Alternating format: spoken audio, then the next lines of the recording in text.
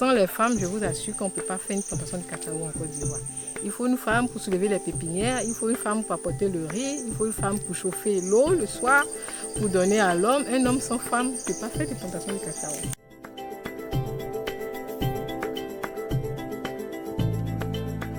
Les femmes travaillent tant, j'ai tellement vu des femmes avec porter des charges et qui font tellement d'efforts dans la nature du cacao, mais qui sont aussi tellement peu visibles, tellement peu rémunérées pour leurs efforts.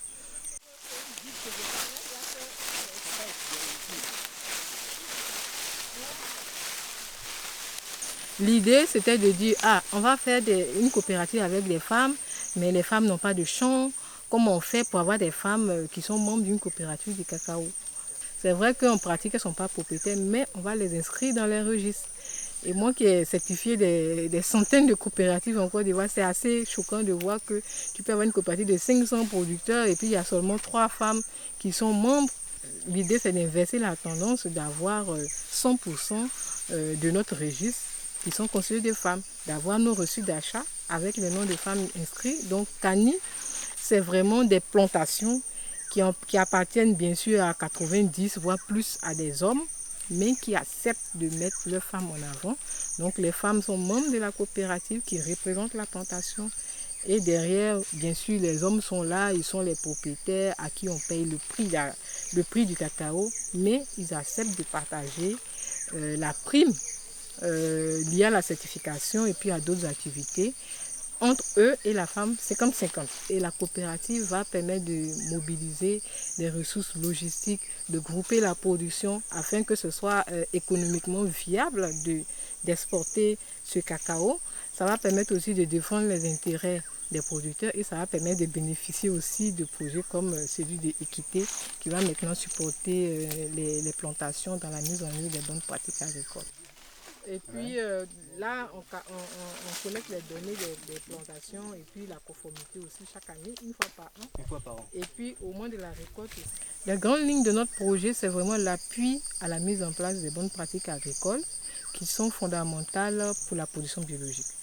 Parce que des plantations qui sont habituées à recevoir des produits agrochimiques, passer au bio, c'est assurément perdre quelque chose, avoir plus de pression parasitaire.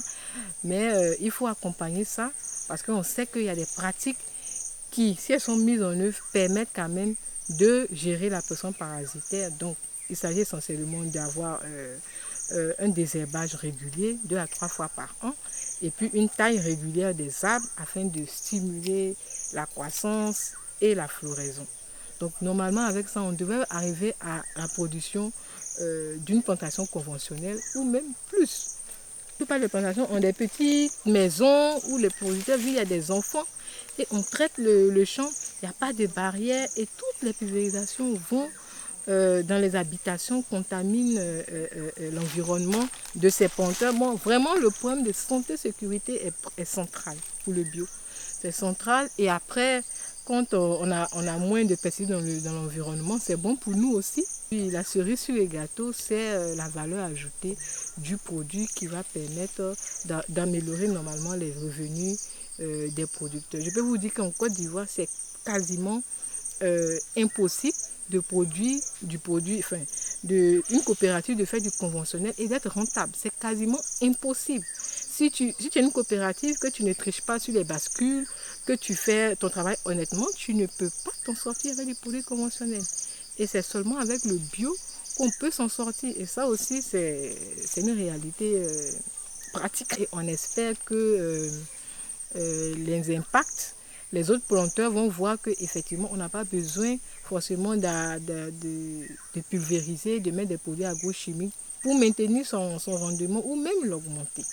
Et qu'après le projet puisse se pérenniser, que les groupes de jeunes travailleurs qui seront mis en place puissent être utilisés par les planteurs eux-mêmes pour pouvoir améliorer l'entretien et maintenir les rendements.